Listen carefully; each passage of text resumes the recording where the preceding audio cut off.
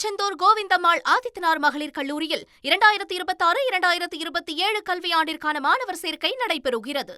வார இறுதி நாட்கள்ல கோயில்கள்லையோ அதே நேரத்தில் சுற்றுலா தலங்கள்லையோ நிறைய பேர் குவியறது வழக்கம். பொதுமக்களும் இருந்தாலும் சரி, பக்தர்களா இருந்தாலும் சரி. இப்போ அடுத்தபடியா தென்காசி பத்தி தான் நம்ம பார்க்க போறோம். இது வார இறுதி நாள் அப்படிங்கிறதுனால தென்காசி குற்றால அருவிகள்ல சுற்றுலா பயணிகளுடைய வருகை அதிகரிச்சிருக்கிறதா சொல்லப்படுது.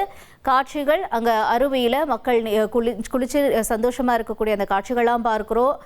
ஏராளமான சுற்றுலா பயணிகள் குற்றாலத்துல ஆனந்த குளியல் போட்டுட்டு வராங்க. அந்த காட்சி ஒரு தடவை பார்த்தலாம்.